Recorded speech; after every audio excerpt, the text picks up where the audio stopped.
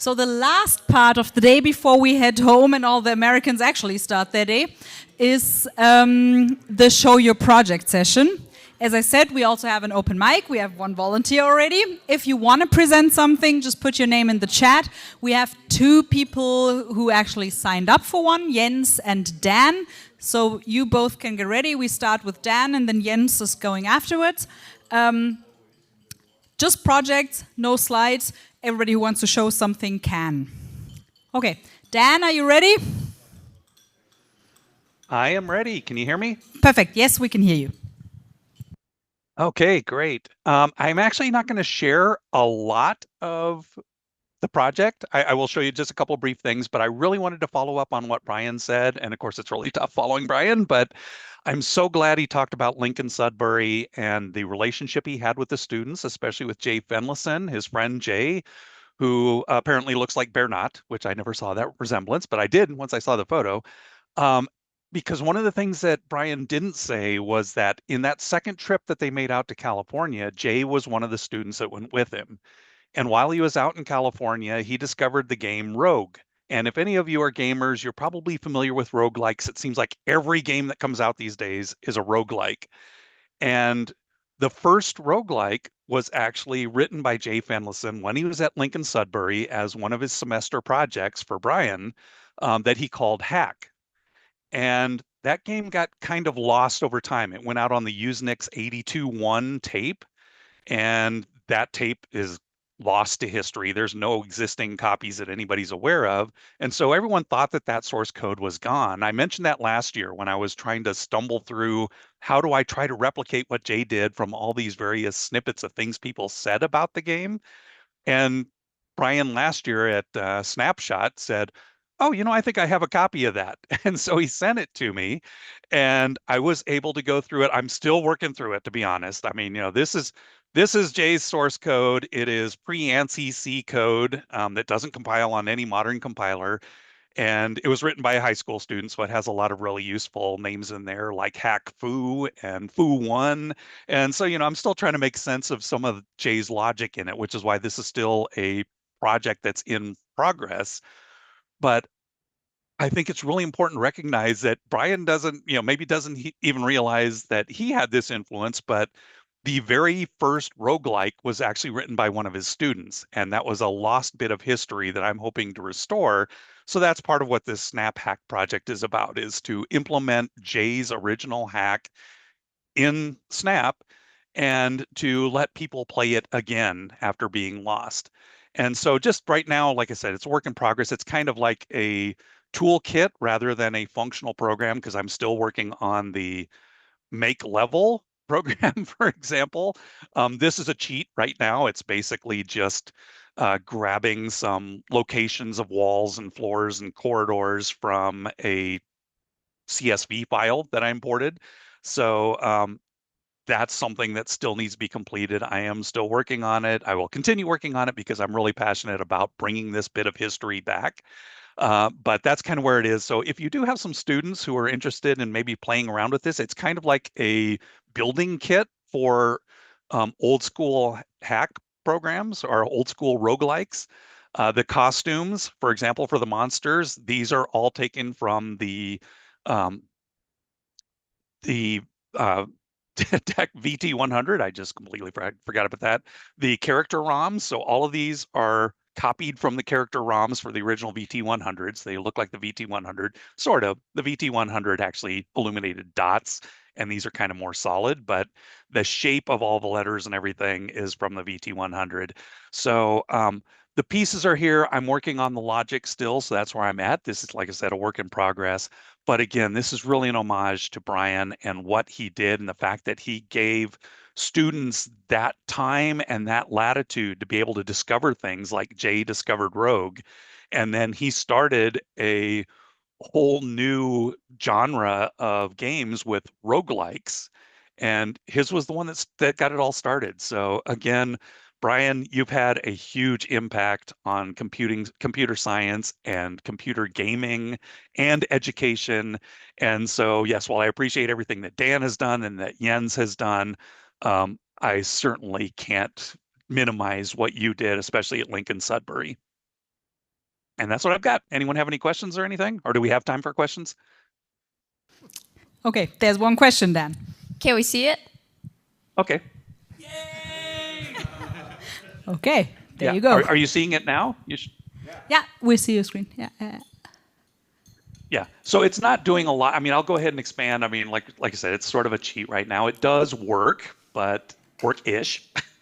So there It generates everything. You know, real hack doesn't generate everything at once. And the keyboard controls, which are VI editor controls, do move the character. That's you, the @ sign.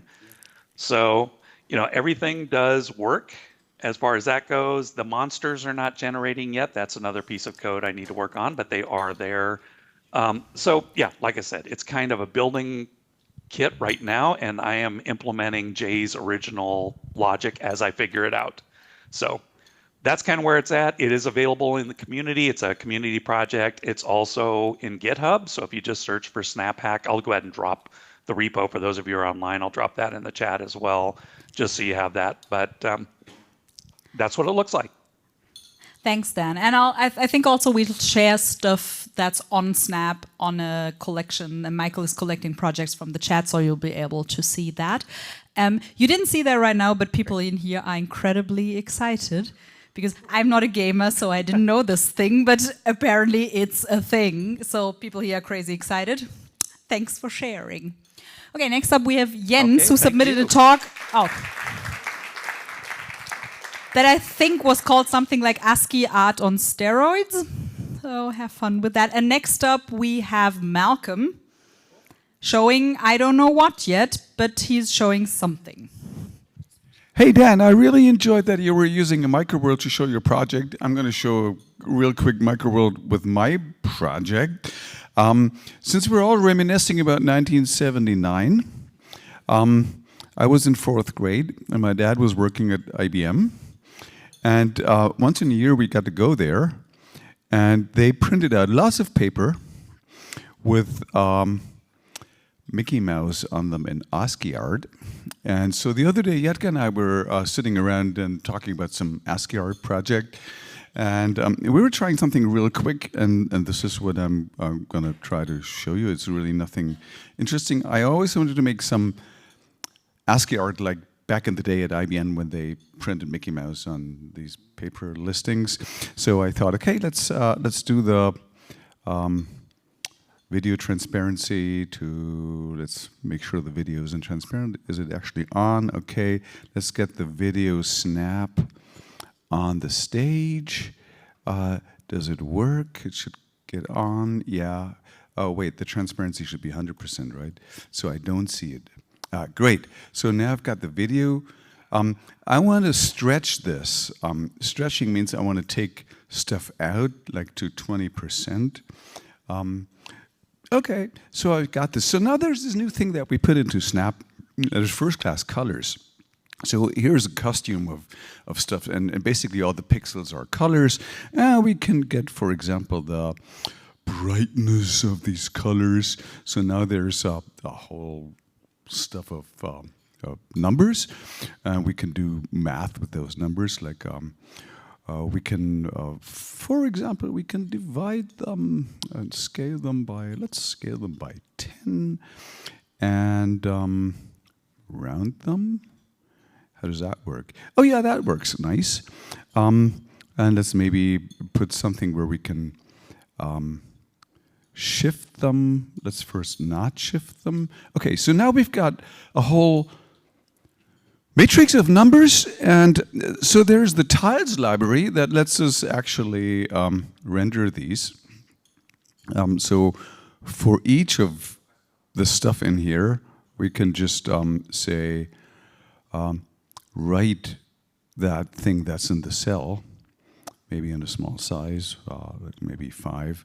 Oh, and of course, if you're a hacker, you have to set the pen color to, so let's, okay, so we can always do this.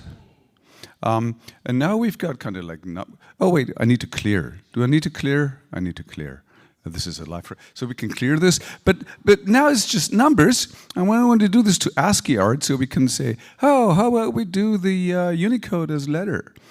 So we do the Unicode as letter, and now we need to shift it by something. So we get some empty characters, and now it doesn't work. That's interesting. Why doesn't it work? Maybe we need to shift it a little bit more.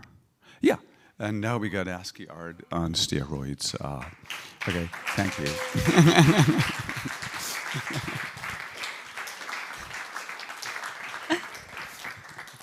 Thanks, Jens. So next up we have Malcolm. And then after Malcolm, Jens Peter wants to show a block. Hi, so I most of the time program in a different, not Snap Berkeley, but snap.star.cloud. And one second, where is it? Where is it? So this is my velocity blocks. And the cool thing about them, so I have my finger right there. I would use my trackpad, but the left click is broken. Anyways, I can use my finger to grab onto them and swing them around. And they have pretty proper velocity. But just now, like while I was here, I exported it, put it, yes? Let me hold the microphone so you can... Export it and put it into Snap Berkeley because they have the tilt. And so if I'm going to tilt my laptop slightly.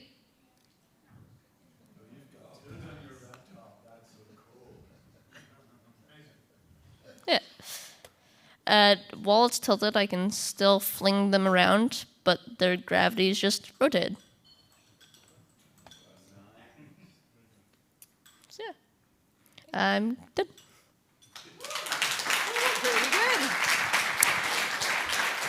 Okay. Next up we have Jens Peter, and then after Jens Peter, Denzel wanted to present something online. So Denzel, you can also get ready. Sorry, this is your microphone, Jens Peter. After all these really cool, fancy stuff, Jatka forgot to mention that I will show you a boring block. It's just a single block. We work we are making greeting cards with kids, and often the kids ask for better writing blocks because the writing block in Snap is a little bit boring. So I will take that away. So, for example, we just write the SnapCon Heidelberg size. We also have a spacing and a speed, and we can insert some commands here. Doesn't fit in? Yeah, okay. So now you see that the writing block is a little bit different. And what I also have done is that I put some examples in there so you can show what you can see. It's a flexible writing block. Yeah, you can do this or you can do this. Some really random stuff here. These are just a few examples how you can use it. And so it's much more fun to use the writing block. So you can find it, it's an open project, just look for flexible writing block, and then you have all these examples. Thank you, that's it. We'll add it to the list. Okay, Denzel, I hope you're ready online, and then afterwards Richard wanted to show something. He's on the list. Hi, I'm Denzel. Yeah. I just wanted to show you this project I worked on last year or this year. Is my screen sharing?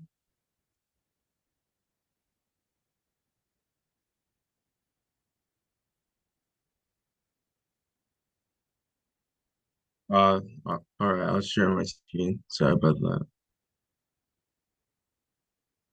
So, can you guys see it? Thanks.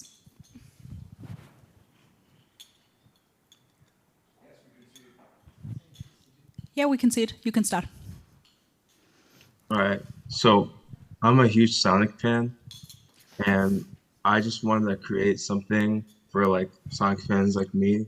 So I created this Sonic character creator, and like right at the homepage, you can see some of the things that my friends have made, and like they scroll by and things like that, and you can start it, and you can choose like your base character. Of course, I'm going to choose a headshot because I love Sonic. Um, Green's my favorite color, so I might choose green as my favorite color. It is a little slow though. Project is a little slow. Um,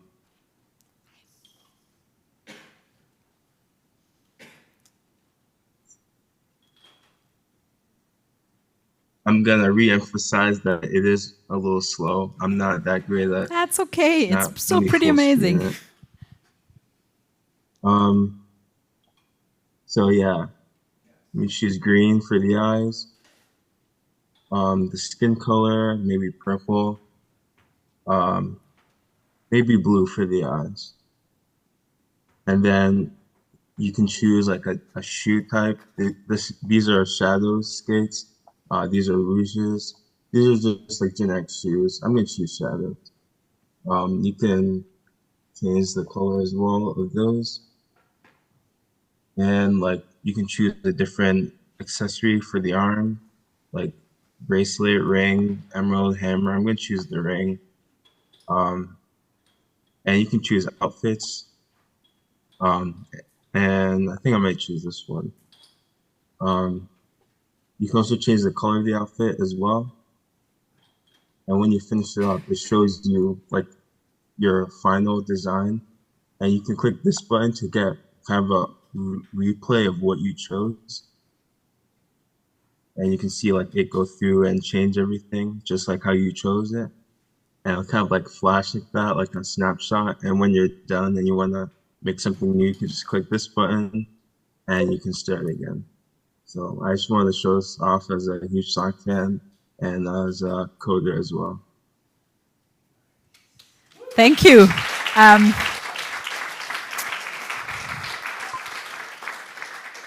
In case this is a shared or public project, please put the link in the chat so we can put it in the collection and maybe even feature it on the Snap front page. This is an amazingly beautiful project. Thanks for sharing, Denzel. Okay, now I forgot. I think Richard is next. And probably it would help if I had my glasses on to see the screen. This is when you get old like me, you like baths. Yeah, hot baths. Can you understand what that's saying? It's the water level in a bath. Yeah. Can you speculate about what the story is? Yeah, the story. So this is the project related to this. I suppose if I edit it would be good.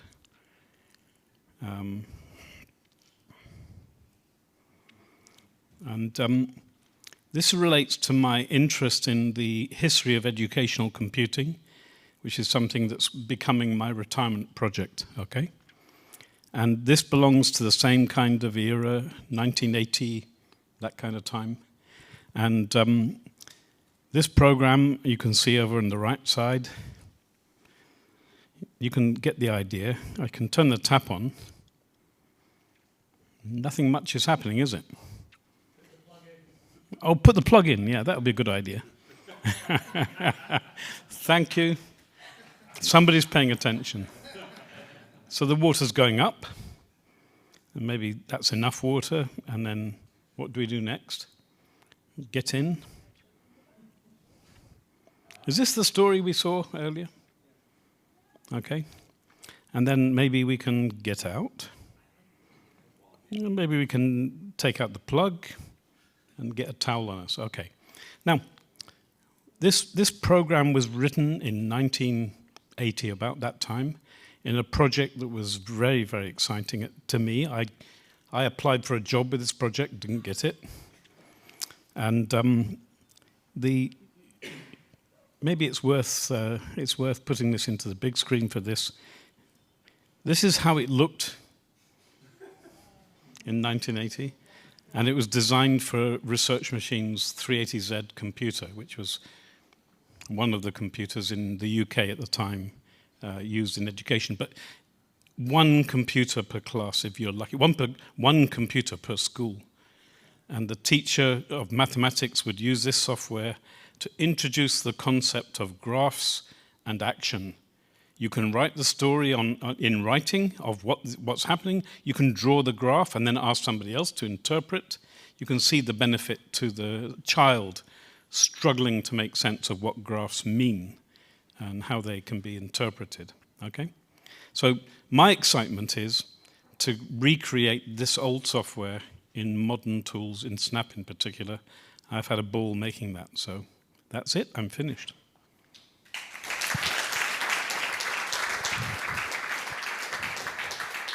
And we have one last project online by Victoria. So Victoria, if you're good to go, the stage is yours. Yes. Beautiful. Hello. Hi, guys. I made this little project to share. It was actually for a dance class for CS10. And it was just to teach students about like clones and get them familiar with object-oriented programming. We realized we started teaching object-oriented programming with Python. And we thought, why? Let's do it in Snap first. So I made this like a little kind of mini visualization fun project for like a discussion where they can kind of play around with it.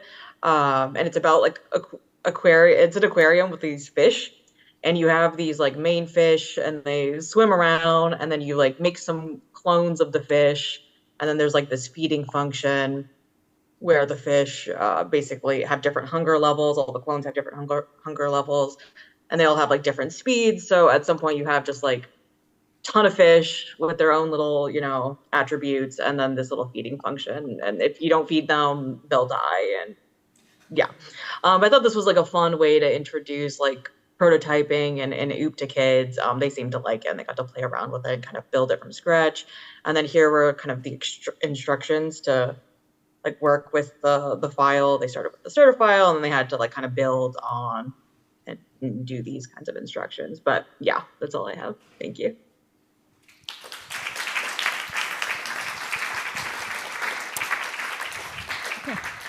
Thanks for sharing. You reinvented the Tamagotchi in like 1,000 of them. Good job.